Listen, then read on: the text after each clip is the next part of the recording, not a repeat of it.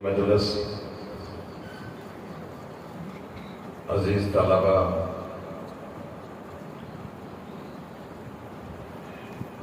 یہ قرآن کریم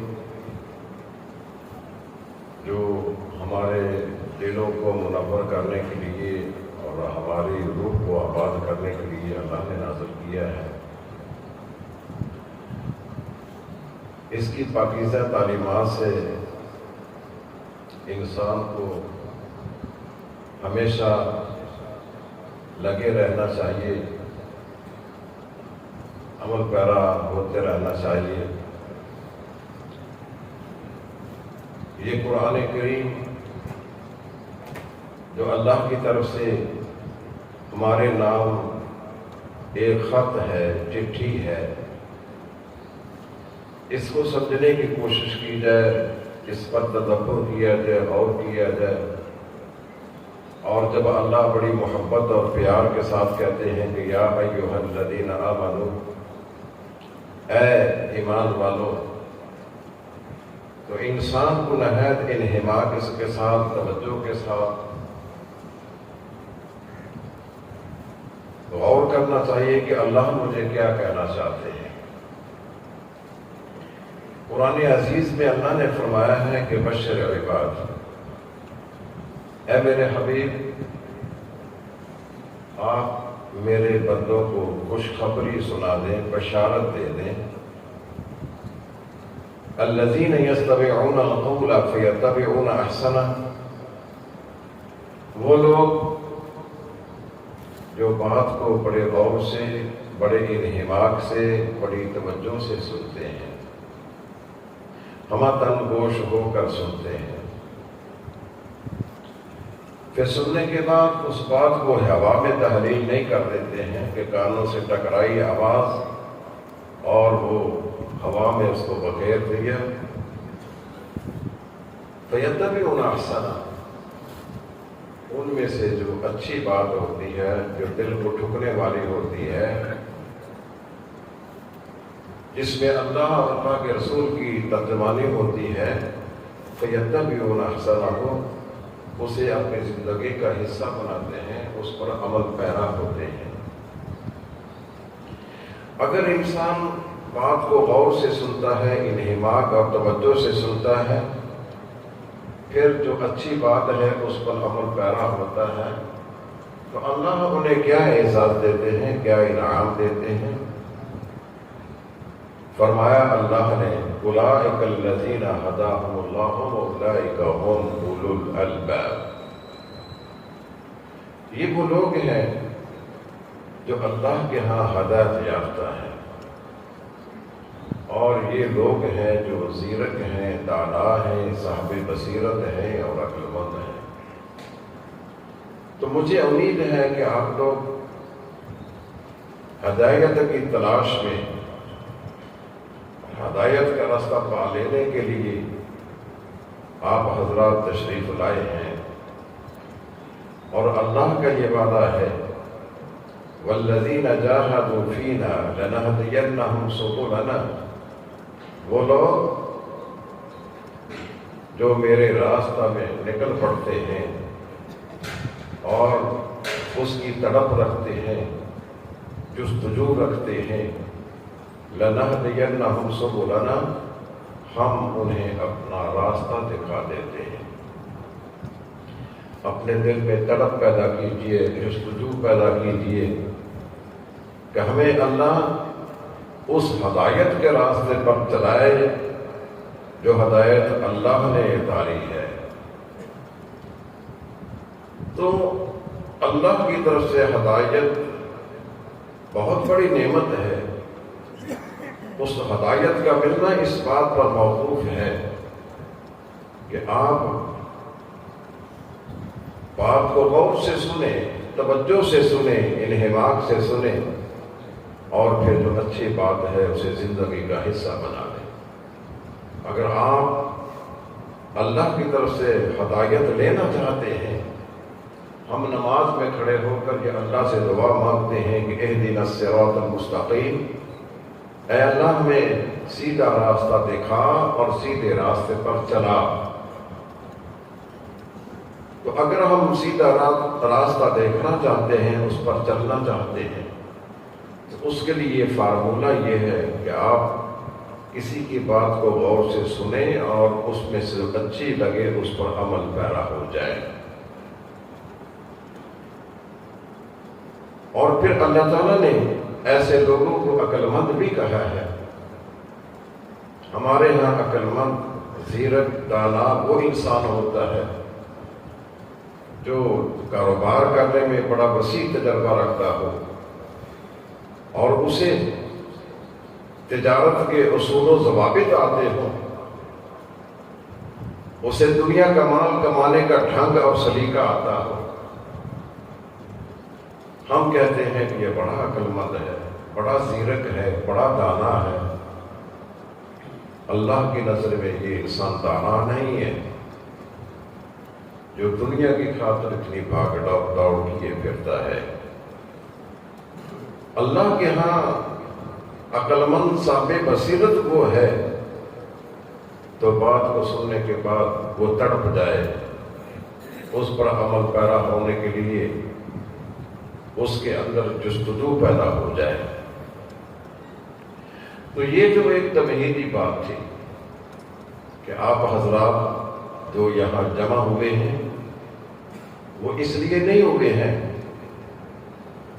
جو بیان کرنے والا ہے اس کا ترنم کس طرح کا ہے، اس کا لب و لہجہ کس طرح کا ہے، اور اس کی آواز کا زیر و بم کس طرح کا ہے۔ یقیناً آپ لوگ وہ طلب لے کر یہاں آئے ہیں، وہ ڈیمانڈ لے کر یہاں آئے ہیں۔ تو آئیے قرآن پاک کی اس آیت کی طرف جو میں نے تلاوت کی ہے۔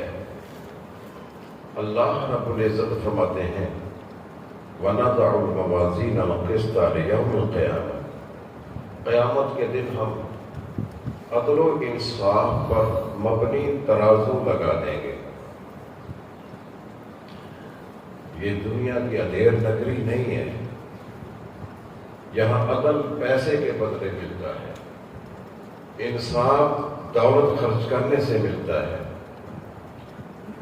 اللہ کے ہاں اس طرح کا انصاف نہیں ہوگا، وہاں میرٹ کی بنیاد پر فیصلہ کیے جائیں گے۔ وَنَضَعُ الْمَوَازِينَ الْقِسْطَ لِيَوْمِ الْقِيَامَةِ فَلَا تُظْلَمُ نَفْسٌ شَيْئًا، عدل و انصاف پر مبنی وہاں ترازو لگا دیے جائیں گے اور کسی متنفس پر تھوڑا سا ظلم بھی نہیں کیا جائے گا کہ اس نے کوئی کام نہ کیا ہو اور اس کے کھاتے میں ڈال دیا جائے۔ وَلَا تَزِرُ وَازِرَةٌ وِزْرَ أُخْرَىٰ، اور اس نے جو محنت کی ہو وہ اسے نہ ملے۔ اللہ کے ہاں اس طرح کے ترازو نہیں ہے۔ لَيْسَ لِلْإِنسَانِ إِلَّا مَا سَعَىٰ، انسان نے جو محنت کی ہوگی اور وہ اس محنت کو پالے گا۔ تو اللہ کے ہاں جو ترازو ہے اس کا جو وزن ہے وہ بنتا ہے آپ کے اخلاص سے، کہ آپ کے اندر کتنا اخلاص ہے، اللہ کے دین سے کتنی محبت ہے، اور کس قدر آپ کے اندر اللہ کے دین سے دلچسپی ہے، کتنی تڑپ ہے۔ تو اللہ یہ عدل و انصاف پر مبنی ترازو جب لگا دیں گے تو کسی پر کوئی ظلم نہیں کیا جائے گا۔ اب وہ عدل و انصاف پر مبنی ترازو کتنے حساس ہوں گے۔ آپ نے کبھی زرگر کی دکان پر وہ ترازو لگا دیکھا ہوگا جس سے سونا تولا جاتا ہے، اس میں جو گرام ہے، گرام کا بھی آخری درجہ ہے، وہ ترازو وہ بھی بتا دیتا ہے۔ اللہ کا جو ترازو ہے نا وہ اتنا حساس ہوگا۔ اللہ فرماتے ہیں إِن كَانَ مِثْقَالَ حَبَّةٍ مِّنْ خَرْدَلٍ أَتَيْنَا بِهَا، آپ نے سرسوں کا دانہ دیکھا ہوگا، رائی کا دانہ دیکھا ہوگا، جو معمولی سی مقدار ہے اس کی، اس کا کوئی وزن نہیں ہے، لیکن اللہ کے ترازو میں جو انسان کے اچھے اعمال ہوں گے، جو انسان کے برے اعمال ہوں گے، وہ اگر رائی کے دانے کے برابر بھی ہوئے اتینا بہا، اللہ اس کو بھی لے آئیں گے۔ بڑا حساس ترازو ہے، بلکہ یہ تو شاید تھوڑی بڑی مقدار بنتی ہے وزن میں۔ آپ نے اپنے گھر کے کسی روشن دان سے دھوپ آتی دیکھی ہوگی، اس دھوپ کے اندر آپ کو رنگ برنگے ذرے نظر آتے ہیں جو بالکل بے وزن ہوتے ہیں۔ اللہ فرماتے ہیں فَمَن يَعْمَلْ مِثْقَالَ ذَرَّةٍ خَيْرٍ يَرَهُ وَمَن يَعْمَلْ مِثْقَالَ ذَرَّةٍ شَرٍّ يَرَهُ۔ اگر کسی نے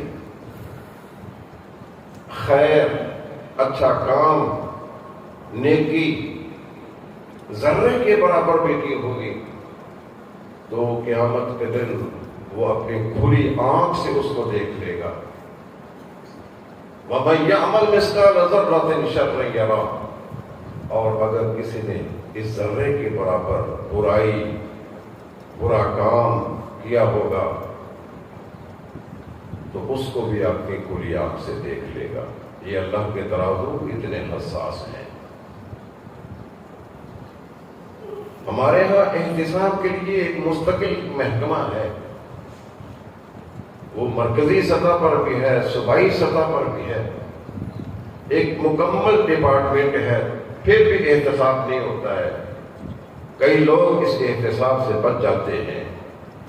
اللہ فرماتے ہیں ہمارا کوئی محکمہ نہیں ہے، وَكَفَى بِنَا حَاسِبِينَ، ہم اکیلے حساب لینے کے لیے کافی ہیں، ہم اکیلے حساب لیں۔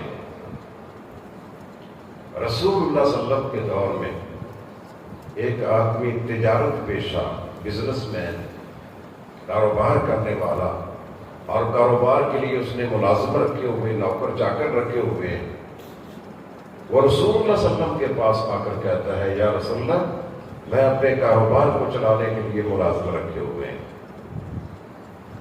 اور جب وہ میرا نقصان کرتے ہیں اضربہ واشتمہ، میں ان کو مارتا بھی ہوں، پیٹتا بھی ہوں، گالی گلوچ بھی دیتا ہوں، بے عزت بھی کرتا ہوں، بے عزت بھی ان کو کرتا ہوں۔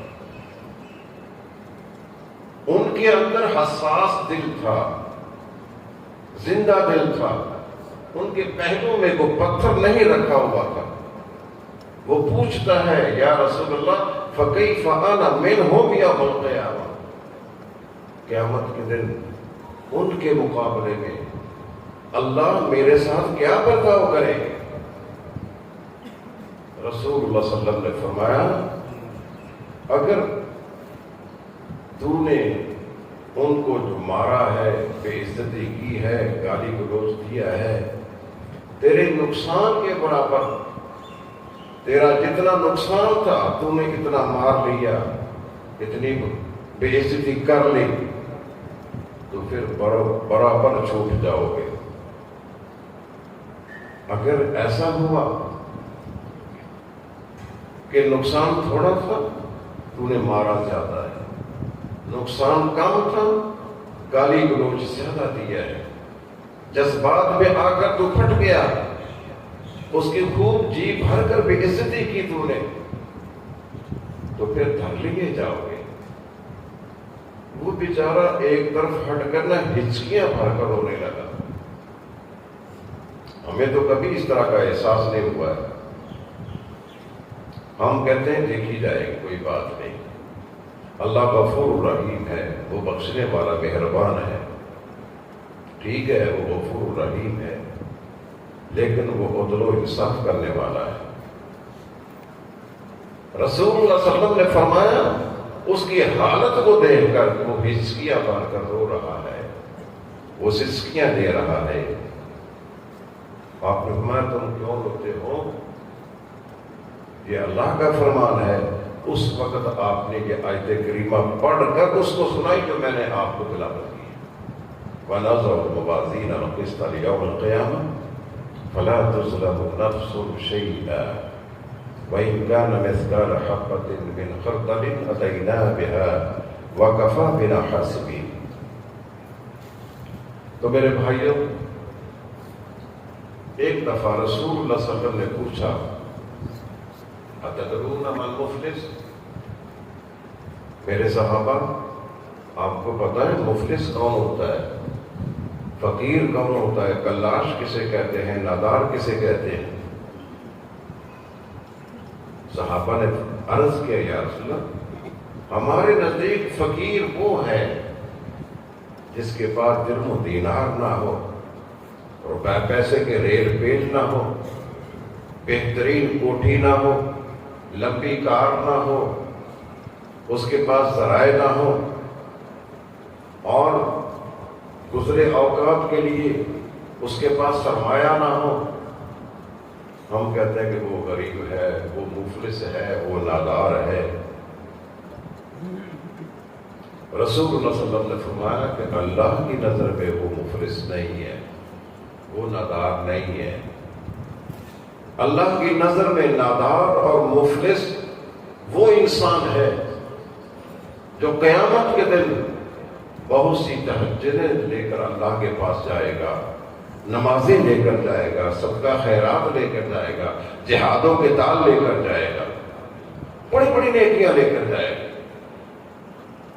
لیکن لوگ اس کو چمٹے ہوئے ہوں گے، وہ اس کے بازو کو پکڑے ہوئے ہے، اس کے گردن کو پکڑے ہوئے ہے، وہ اس کے کندھوں پر سوار ہے، جسم کے ایک ایک انگ پر مطالبہ کرنے والے، اپنا حق لینے والے وہ وہاں موجود ہیں، اور اللہ سے کہیں گے اللہ یہ حاجی، یہ نمازی، یہ مجاہد، یہ غازی جو تیرے سامنے آیا، قد سرق ھذا وأکل مال ھذا وکذب ھذا، اللہ اس نے میرا حق دبایا تھا، اس نے چوری کی تھی اور مجھے بے عزت کیا تھا، میری عزت پر حملہ کیا تھا، میری بیٹیوں کے بارے میں غلط پروپیگنڈا کیا تھا۔ اللہ کی آپ کی عدالت میں یہ آ چکا ہے۔ ہم آپ سے کہتے ہیں تو مالک یوم الدین، تو بدلے کے دن کا مالک ہے۔ اللہ خود کہیں گے کہ لوگوں بتاؤ لمن الملک اليوم، تم وہاں اپنے دبدبے کے ساتھ رہتے تھے، تم اپنی حکمرانی کے ڈنکے بجاتے تھے، آج بتاؤ کس کی بادشاہی ہے؟ وہاں سناٹا چھایا ہوا ہوگا، کسی طرف سے کوئی آواز نہیں آئے گی، پھر اللہ کی طرف سے یہ آواز آ گئی للہ الواحد القہار۔ آج بادشاہی اس اللہ کی ہے جس نے کائنات کو دبا کر رکھا ہوا ہے۔ آج صرف اللہ کی بادشاہی ہے۔ اللہ انصاف دینے والا ہے۔ اللہ ہم تیری عدالت میں آئے ہیں، انصاف لینے والے، ہم دنیا میں اس سے بدلہ نہیں لے سکتے تھے، اللہ ہم تیرا دروازہ کھٹکھٹا رہے ہیں، پھر وہاں بدلہ کیسے لیا جائے گا؟ وہاں درہم و دینار تو نہیں ہوں گے، پیسہ ٹکا تو نہیں ہوگا، جو حق دبایا ہے وہ دنیا میں ختم ہو چکا ہے، وہاں کوئی زمین کو پلاٹ نہیں ہوگا۔ وہاں پھر اللہ نے بدلہ دینے کے لیے جو کرنسی رائج کی ہے، ہمارے ہاں تو بدلے کے لیے کرنسیاں ہیں، یہ ریال ہے، یہ روپیہ پیسہ ہے، یہ ڈالر ہے، اور یہ دینار ہے، کہیں پاؤنڈ ہیں، لیکن وہاں یہ کرنسی نہیں چلے گی۔ وہاں جو کرنسی چلے گی جس سے بدلہ دیا جائے گا، اما الحسنات و اما السیئات، یا انسان کی نیکیاں ہوں گی یا انسان کی برائیاں ہوں گی، یہ کرنسی ہے وہاں۔ اسی عدل و انصاف کے تقاضوں کو پورا کیا جائے گا۔ جتنا کسی نے کسی کا حق کھایا ہوگا، اللہ اس کے مطابق اس کو نیکیاں اس کے کھاتے میں ڈال دیں گے۔ نیکیاں لینے والے نیکیاں لے جا رہے ہیں، جتنا حق بنتا ہے اللہ ان کو دے رہا ہے۔ اب نیکیاں ختم ہو چکی ہیں، اس کی تہجدیں اڑ چکی ہیں، اور اس کی صدقہ خیرات اڑ چکے ہیں، ختم ہو چکے ہیں، لیکن ابھی حق لینے والوں کی لائن لگی ہوئی ہے۔ جن کا حق دبایا، جن کو ستایا، جن پر الزامات لگائے، جن کی بے عزتی کی، مجلس میں بیٹھ کر لوگوں کو ہنسانے کے لیے چغلیاں کی، وہ بیٹھے ہوئے ہیں اللہ کی عدالت میں اپنا حق لینے کے لیے۔ اللہ فرمائے گا کہ اب اس کی نیکیاں ختم ہو چکی ہیں، لیکن میں نے انصاف دینا ہے۔ اب انصاف کی صورت یہ ہوگی، ان کی برائیاں اس کے کھاتے میں ڈالی جائیں گی۔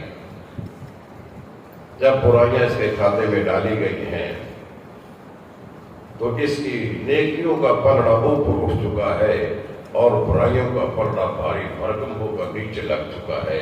اللہ فرمائیں گے لاؤ اس سے 70,000 لمبی زنجیر میں جکڑ کر جہنم میں پھینک۔ سب سے پہلا انسان جسے جہنم میں ڈالا جائے گا وہ یہ مفلس اور نادار ہوگا۔ اب آپ نے سوچنا ہے، نیکی کرنا اپنی جگہ پہ بڑا کام ہے، اس نیکی کی حفاظت کرنا اس سے زیادہ بڑا کام ہے۔ نیکیاں تو ہم کرتے ہیں، کوشش بھی ہوتی ہے، ہم صبح ٹھٹرتی ہوئی سردی میں مسجد میں آتے ہیں، دوپہر کے ٹائم وہ جو دھوپ ہے اس میں چل کر آتے ہیں، یہ نیکیاں ہم کرتے ہیں۔ یہ بھی بڑی محنت کی بات ہے، کوشش کی بات ہے، توفیق کی بات ہے، لیکن نیکی کو سنبھالنا اس سے زیادہ۔ نیکیاں کیجیے اور اس کی حفاظت بھی کیجیے۔ سیدنا ثوبان رضی اللہ تعالی عنہ وہ بیان کرتے ہیں کہ رسول اللہ صلی اللہ علیہ وسلم نے فرمایا، میری امت کے کچھ لوگ اللہ کی عدالت میں آئیں گے اور ان کی نیکیاں کتنی ہوگی؟ عرب میں ایک تہامہ علاقہ ہے، وہاں کے پہاڑ مشہور ہیں، سنگریزے مشہور ہیں۔ رسول اللہ صلی اللہ علیہ وسلم نے فرمایا وہ نیکیاں لے کر آئیں گے تہامہ علاقے کے سنگریزوں کے برابر، پہاڑوں کے برابر، بڑی بڑی قدامت نیکیاں ہوں گی۔ جب اللہ کے پاس نیکیاں لے کر پہنچے گی نا، ان کی نیکیوں سے وزن کو کھینچ لیا جائے گا۔ یہ سمندر کی جھاگ ہوتی ہے، یہ روئی ہوتی ہے، اس کو جب دبا دیا جائے تو اس کا وزن ختم ہو جاتا ہے۔ غبارے سے ہوا کو نکال دیا جائے، غبارہ دیکھنے میں بڑا لگتا ہے، لیکن اس کے اندر جو ہوا ہوتی ہے اس نے اس کی جسامت کو بڑھا دیا ہے۔ جو ہی اس کی ہوا کو نکال دیا جائے اس کی جسامت ختم ہو جاتی ہے۔ اللہ ان بڑی بڑی نیکیوں سے وزن کو ختم کر کے روئی کے گالوں کی طرح ان کی نیکیوں کو فضا میں اڑا دے گا۔ صحابہ کو بڑی فکر ہوئی کہ یہ نیکیاں اتنی بڑی بڑی نیکیاں لے کر گئے ہیں، وہاں اللہ ان سے وزن کو سلب کر لے اور فضا میں تحلیل کر دے۔ عرض کرتے ہیں یا اللہ صفہم لنا یا رسول اللہ، اے اللہ کے رسول ہمیں بتائیں تو صحیح ان کے اوصاف کیا ہے، وہ کس کیٹیگری کے لوگ ہیں، ان کے اندر کیا خصلتیں ہوں گی جس کی وجہ سے اللہ ان کی نیکیوں سے وزن کو سلب کر لے گی۔ رسول اللہ صلی اللہ علیہ وسلم نے فرمایا وہ تمہاری طرح کے لوگ ہوں گے، تمہاری طرح کی جسامت رکھنے والے اور تمہاری طرح کی گفتگو کرنے والے، نمازیں پڑھنے والے، روزے رکھنے والے، لیکن فرق یہ ہوگا کہ جب مجلس میں بیٹھے ہوئے ہیں تو بڑھ چڑھ کر نیکی کرتے ہیں۔ مولوی صاحب نے اعلان کر دیا کہ ہمیں چندہ چاہیے، وہ پچھلی صف سے کھڑا ہو کر کہتا ہے حضرت صاحب میرا اتنا لکھ لو، میرا اتنا لکھ لو، میرا اتنا لکھ لو۔ وہ بڑی بڑھ چڑھ کر نیکیاں کرنے والے، مجلس کے اندر بھاگ بھاگ کر نیکی کے کام کرنے والے، لیکن جب علیحدگی میسر آتی، خلوت میسر آتی، انتہکوا بمحارم اللہ، وہ اللہ کی حرمتوں کو پامال کرنے والے، اللہ کی نافرمانی، اللہ کی معصیت جب علیحدہ بیٹھتے ہیں وہ سمجھتے ہیں اب ہمیں کون دیکھنے والا ہے، کوئی دیکھنے والا نہیں، یعنی ان کی خلوتوں میں، ان کی جلوتوں میں نمایاں فرق ہوگا۔ رسول اللہ صلی اللہ علیہ وسلم کے دور میں یہ مشکل تھا کہ انسان خلوت میں بیٹھ کر کیا گناہ کر سکتا ہے، علیحدگی میں بیٹھ کر کیا گناہ ہو سکتا ہے، لیکن اس دور حاضر میں یہ جو دجالی میڈیا کا دور ہے، اس میں ہمیں یہ بات سمجھ آتی ہے کہ انسان مجلس کے اندر بیٹھا ہوا بھی خلوت اختیار کر سکتا ہے۔ ہماری بیٹیاں، ہمارے بیٹے یہ ٹچ موبائل گھر میں رکھے ہوئے ہیں، ہم بڑے شوق کے ساتھ، بڑے چاؤ کے ساتھ ان کو لے کر دیتے ہیں کہ ان کا امتحان اس میں کام آئیں گے، اس نے انجینئر بننا ہے، اس کو فلاں سافٹ ویئر اس میں رکھ دیا جائے۔ آپ کو پتہ ہے کہ جب وہ آپ کے پاس بیٹھے ہوتے ہیں ان کو کوئی غرض نہیں ہے کہ میرا باپ، میری ماں، اس کے کیا حقوق ہیں، وہ اس موبائل میں مصروف ہے اور سویا ہوا ہے، بستر کے اندر مصروف ہے، کبھی یوٹیوب نکالی ہے، کبھی فیس بک نکالی ہے، کبھی کسی کو گندے میسج کر رہا ہے، کسی کی چیٹ کر رہا ہے۔ اب یہ بات سمجھ آتی ہے کہ خلوت کے اندر وہ کیسے اللہ کے حرمتوں کو پامال کرتا ہے۔ اللہ کے رسول نے فرمایا کہ جب وہ علیحدہ ہوں گے، خلوت میسر آئے گی، انتہکوا بمحارم اللہ، اللہ کی حرمتوں کو پامال کرنے والے۔ اس لیے میرے بھائیوں، یہ بڑا حساس مسئلہ ہے۔ ہم جس طرح اپنی جلوتوں کو منور کرتے ہیں، خلوتوں کو اس سے زیادہ منور کریں آپ۔ اور پتہ ہے اس کا احساس، اس کا مقام کیا ہے؟ وہ نوجوان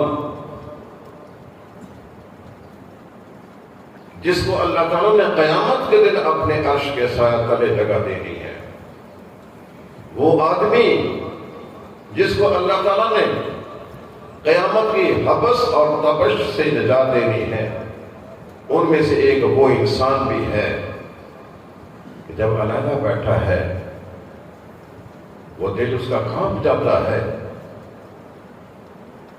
فَفَاضَتْ عَيْنَاهُ مِن مَخَافَةِ اللَّهِ، اس کی آنکھیں اللہ کے ڈر سے بہہ پڑتی ہیں علیحدگی میں۔ وہ کانپ جاتا ہے جب اس کے سامنے حشر کا منظر آتا ہے، قیامت کا منظر آتا ہے، ترازو کا منظر آتا ہے، اعمال کو تولنے کا منظر آتا ہے۔ وہ یہ سمجھتا ہے کہ اللہ کی عدالت ایک دن لگنی ہے۔ وہ کانپ جاتا ہے اور اس کے کانپنے کے نتیجہ میں فَفَاضَتْ عَيْنَاهُ مِن مَخَافَةِ اللَّهِ، اس کی آنکھیں بہہ پڑتی ہیں۔ میرے بھائیوں، ہمارا نقصان ہو جائے نا، ہم سر پر ہاتھ رکھ کر روتے ہیں، چیخیں مارتے ہیں، تو عزیز فوت ہو جائے تو چیخیں مارتے ہیں۔ اللہ کے ہاتھ اس طرح کے رونے دھونے کی کوئی قدر و قیمت نہیں ہے۔ اللہ کے رسول فرماتے ہیں کہ 3 آنکھیں ایسی ہیں جن پر اللہ نے جہنم کی آگ کو حرام کر دیا ہے۔ کوشش کیجئے ان تینوں میں سے آپ کا نام بھی کہیں آ جائے۔ کچھ نیکیاں ایسی بھی کیجئے کہ وہ نیکیاں صرف اللہ جانتا ہو یا آپ جانتے ہیں، بس آپ کی خلوتیں اس طرح کی ہوں کہ اس نیکی کو صرف اللہ جانتا ہو یا آپ جانتے ہو۔ رسول اللہ صلی اللہ علیہ وسلم فرماتے ہیں کہ 3 قسم کی آنکھیں جن پر جہنم کی آگ حرام ہے، ان میں سے ایک وہ آنکھ ہے جو علیحدہ بیٹھا ہوا ہے وہ قیامت کا منظر اپنے سامنے کر لیتا ہے، وہ تصور کر لیتا ہے قیامت کے دن کا، عدل و انصاف پر مبنی ترازو لگنے کا، تو وہ کانپ جاتا ہے اور اس کی آنکھ سے اتنا پانی نکل آتا ہے جس سے مچھر کا پر بھیگ جائے، وہ آنسو ٹپک جاتا ہے۔ یہ آنسو اللہ کے ہاں بڑا قیمتی ہے، یہ آنسو اس کے اندر کو پاک کر دینے والا ہے، اس کے اندر کو دھو دینے والا ہے۔ اللہ کے ہاں اس آنسو کی قدر و قیمت ہے۔ ایک آنسو اگر آپ نے اللہ سے ڈرتے ہوئے بہا دیا تو اللہ تعالیٰ نے اس آنکھ پر جہنم کو حرام کر دیا ہے۔ کتنا بڑا اعزاز ہے اس آنسو کا۔ ایک وہ آنکھ جو اللہ کے لیے مسلمانوں کے بارڈر کی حفاظت کرتی ہے، دشمن کی نقل حرکت کو دیکھتی ہے کہ دشمن میرے ملک پر حملہ کرنے کے لیے کیا ناپائق عزائم رکھتا ہے، ان کی نقل و حرکت کو وہ دیکھتی ہے۔ اللہ اس آنکھ پر بھی جہنم کو حرام کر دیتے ہیں۔ اور تیسری وہ آنکھ ہے جب بازار میں جاتا ہے، وہ کسی کی ماں کو دیکھتا ہے، کسی کی بہن کو دیکھتا ہے، کسی کی بیٹی کو دیکھتا ہے، کسی کی بہو کو دیکھتا ہے، تو ٹکٹکی باندھ کر نہیں دیکھتا ہے۔ جب اس کے سامنے اس طرح کا منظر آتا ہے تو وہ مارے حیا کے اپنی آنکھوں کو جھکا لیتا ہے۔ اس وقت انسان کے ایمان کا پتہ چلتا ہے کہ اس میں کتنا ایمان ہے، یہ کتنے پانی میں ہے۔ وہ فوراً اپنی نگاہ کو جھکا لیتا ہے۔ اور اس طرح کا انسان جو شرم و حیا کا پتلا ہو، جو ایسے حالات میں اپنی نگاہ کو نیچے کر لیتا ہو، رسول اللہ صلی اللہ علیہ وسلم فرماتے ہیں کہ وہ ایمان کے حلاوت کو اور ایمان کی شیرینی کو پا لیتا ہے۔ ایمان کی اپنی مٹھاس ہے، ایمان کی اپنی شیرینی ہے، اپنی حلاوت ہے۔ اگر آپ کو اس کا احساس ہو جائے، ظاہر قسمت۔ فرمایا کہ وہ انسان ایمان کی حلاوت کو پا لیتا ہے جو ایسے حالات میں اپنی نظر کو مارے شرم کے جھکا لیتا ہے۔ آپ نے فرمایا لا تتبع النظرۃ النظرۃ، نگاہ کے پیچھے نگاہیں مت لگاؤ۔ اگر اچانک تمہاری ایسے مقام پر نظر پڑ جائے فَإِنَّ لَكَ الْأُولَى لَيْسَتْ لَكَ الثَّانِيَةُ، تیرے لیے پہلی نظر تو معاف ہے جو اچانک پڑ گئی ہے، لیکن تو کہیں کہ چلو یہ تو معاف ہو گئی ہے، اب ہم دیکھتے ہی رہیں، اب ٹکٹکی پاگ لیں۔ فرمایا کہ یہ نہیں، اس آنکھ پر اللہ نے جہنم کی آگ کو حرام کرنا ہے۔ تو میرے بھائیو ذرا احتیاط کر لیا کریں۔ حقوق دو طرح کے ہیں، ایک مالی حقوق ہیں، ایک اخلاقی حقوق ہیں۔ ہمارے مالی حقوق تو یہ ہے کہ آپ نے کسی کا پیسہ دبا لیا ہے، مزدوری دبا لی ہے، حق دبا لیا ہے، تو اس کی تلافی تو پیسہ دینے سے ہو جائے گا، آپ وہ ادا کر لیں۔ ہمارے یہاں ایک غلط ریت چل چکی ہے، وہ کیا ہے؟ جنازہ ہوتا ہے نا تو اس کے لواحقین جنازہ پڑھنے والے کو کہہ دیتے ہیں، یہ اعلان کر دیں کہ ہم اس کے رشتہ دار لواحقین موجود ہیں، جو کسی کا لینا دینا ہو ہم دینے کے لیے تیار ہیں۔ میرے بھائیو یاد رکھیے گا، اگر آپ نے کسی کا دینا ہے تو آپ خود ہی دے کر جائیں، قرضہ اتار کر جائیں، کسی کا حق ہے تو وہ دے کر جائیں۔ قیامت کے دن بڑے بڑے پارساں کو جنت کے دروازے پر ان کو روک لیا جائے گا کہ ان لوگوں نے ابھی بدلہ چکانا ہے، حق دینا ہے، جنت میں داخلہ نہیں ملے گا۔ اور تو چھوڑیں آپ، یہ شہید جو اللہ کی راہ میں اپنی جان کا نذرانہ دے چکا ہے، فرمایا اللہ کے رسول نے یغفر للشہید کل ذنب الا الدین، شہید کے اللہ سب گناہ معاف کر دے گا، لیکن قرضہ اس کا بھی معاف نہیں ہوگا، وہ بھی اس کو دینا پڑے گا۔ یہ قرضے یہ آپ اپنے لواحقین پر مت چھوڑیے گا۔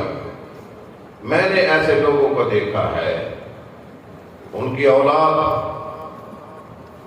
جنازے کے وقت اعلان کرواتی ہے کہ آپ اعلان کر دیں جی ہم اپنے باپ کی طرف سے ادائیگی کے لیے تیار ہیں۔ جب کوئی آتا ہے اپنے پروف لے کر، کاغذات لے کر، ساتھ مکر جاتے ہیں، کہتے ہیں ہمیں تو پتہ ہی نہیں۔ میں نے خود سنا ہے، دیکھا ہے ایسے بچوں کو۔ ایک کاروباری آدمی جب مر جاتا ہے، مرنے کے بعد اس کا مختلف کمپنیوں کے ساتھ، مختلف فرموں کے ساتھ لین دین، جب وہ مطالبہ کرتے ہیں، وہ حساب کرتا کہ آپ کے والد نے ہم سے یہ چیزیں لی تھی، یہ چیزیں لی تھی، یہ اس کے بل ہیں، اس کی ادائیگی اس کے ذمے ہے، آپ کریں۔ اللہ اکبر۔ وہ بیٹے جو اعلان کرواتے ہیں اسے صاف کہہ دیتے ہیں یہ قبرستان ہمارے گھر کے قریب ہے، آؤ میں تمہیں اپنے ابو کی قبر کی نشاندہی کر دیتا ہوں، قبر کو اکھاڑو اور اس سے قرضہ وصول کر۔ تو میرے بھائیوں، یہ جو حقوق العباد ہیں، مالی حقوق ہیں، یہ تو ادا کرنے ہی پڑیں گے۔ اور اس کے علاوہ کچھ اخلاقی حقوق ہیں، جیسا کہ میں نے پہلے عرض کیا ہے، آپ نے مجلس میں بیٹھ کر اہل مجلس کو ہنسانے کے لیے ایک تیسرے شخص کو درمیان میں رکھ لیا ہے جو آپ کے پاس موجود نہیں ہے۔ آپ اس کو زیر بحث لاتے ہیں، اس کے اہل خانہ کو زیر بحث لاتے ہیں، اس کے کردار کو دیکھتے ہیں، اور مجلس کو کشت زعفران بنانے کے لیے خوب ہنساتے ہیں۔ اللہ کے رسول فرماتے ہیں یہ اخلاقی حقوق ہیں۔ جس طرح مالی حقوق کی ادائیگی ضروری ہے، اس طرح اخلاقی حقوق بھی آپ نے ادا کرنے ہیں۔ مالی حقوق تو پیسے سے ادا ہو جائیں گے، تو اخلاقی حقوق تو معافی تلافی سے ادا ہو سکتے ہیں۔ تو میرے بھائیوں، اس آیت کریمہ میں اللہ تعالیٰ نے فرمایا کہ اگر آپ کے ذمے کسی کا اخلاقی حق ہے، کسی کا مالی حق ہے، اس کی دنیا میں معافی تلافی کر کے جائیں، وگرنہ قیامت کے دن اللہ کا ترازو جب لگے گا تو اس پہ تو چھوٹی چھوٹی چیزوں کو لایا جائے گا۔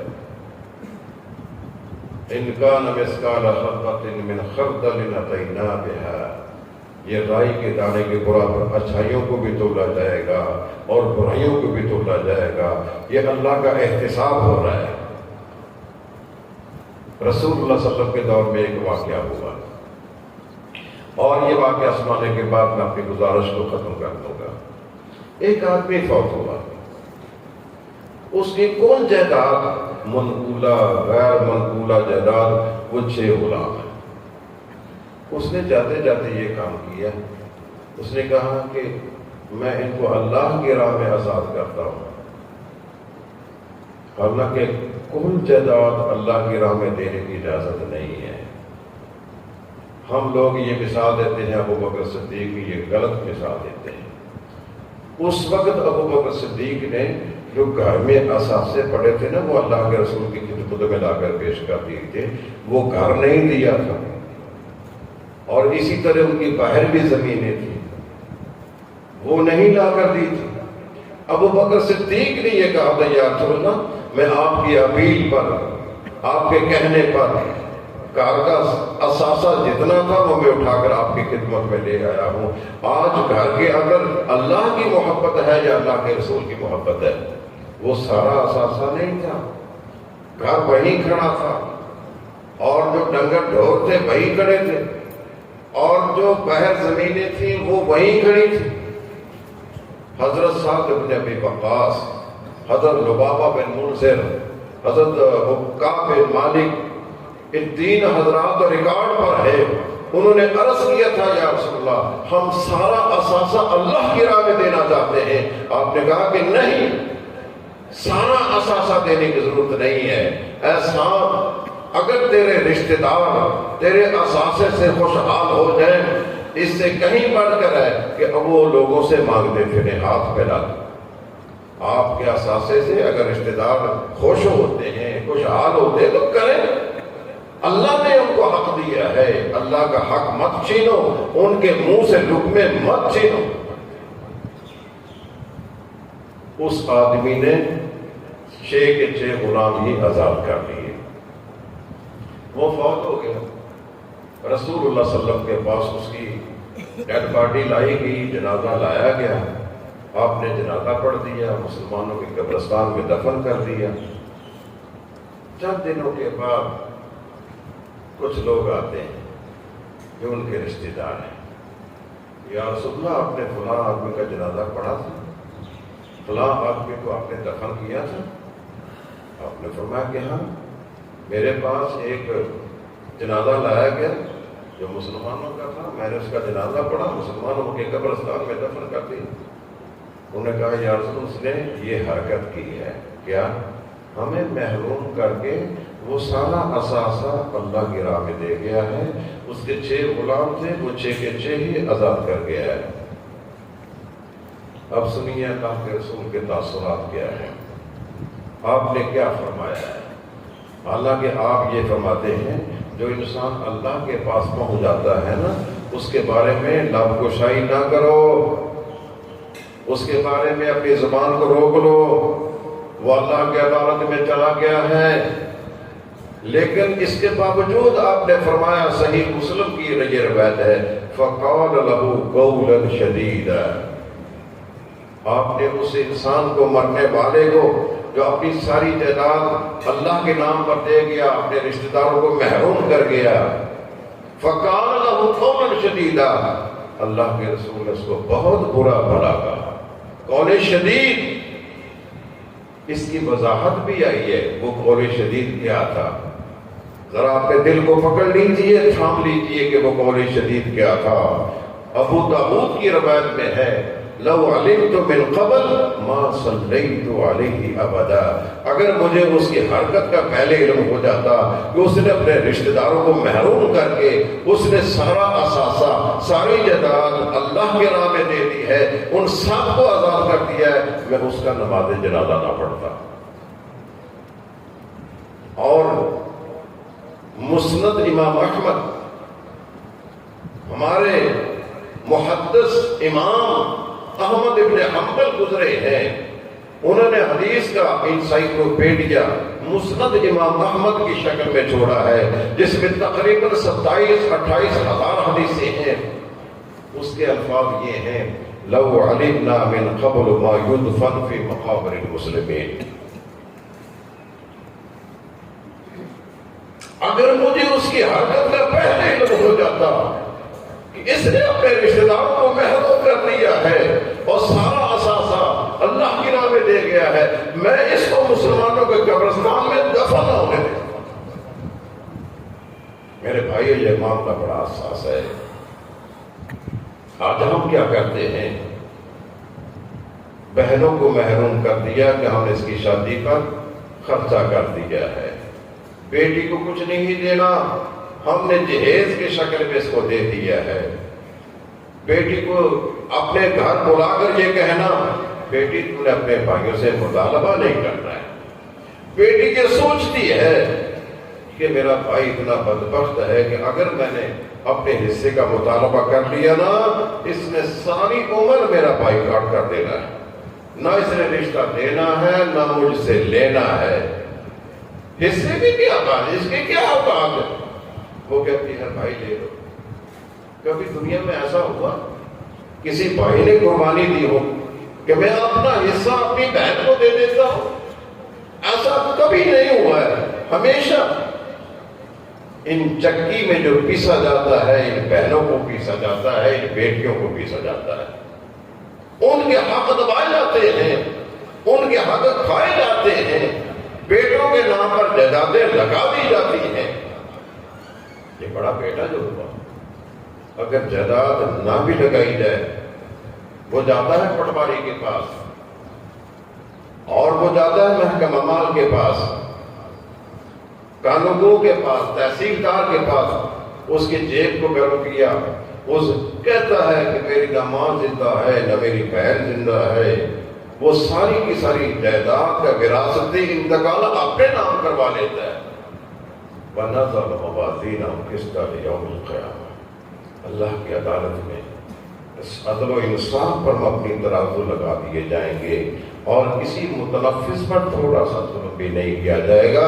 اگر وہ ظلم رائی کے دانے کے برابر بھی ہوا دینا بہا، اللہ اس کو بھی لے آئے۔ اب رسول اللہ صلی اللہ علیہ وسلم نے یہ نہیں کیا ہے کہ چلو جو کر گیا سو کر گیا، ہمارے بھی یہی ہے نا، اور بزرگوں نے جو کر دیا ہے چلو جان دفعہ مارو مٹی پاؤ، ایسا نہیں کیا ہے۔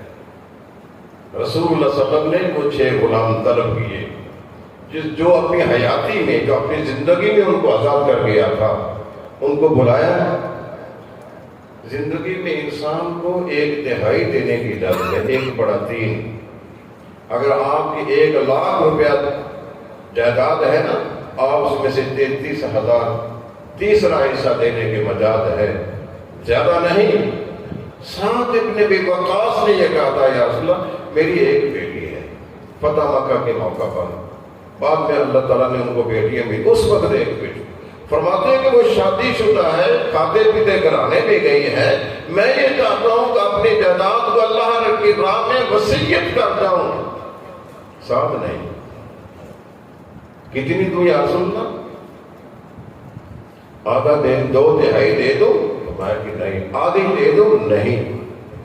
آپ نے فرمایا کہ 1/3 والثلث کثیر، 1/3 بھی بہت زیادہ ہے، 1/3 زیادہ سے زیادہ دینے کی اجازت ہے، اس سے زیادہ نہیں۔ اس کو بھی رسول اللہ صلی اللہ علیہ وسلم نے فرمایا والثلث کثیر، 1/3 بہت زیادہ ہے، چلو 1/3۔ تو 6 کی 1/3 تیسرا حصہ وہ 2 غلام بنتے ہیں۔ آپ نے قرآن نازل کی، 2 غلام جو تھے وہ تو آزاد کر دیے، قرآن نازل کے ذریعے جو جن کا نام نکل آیا ان کو اللہ کی راہ میں آزاد کر دیا۔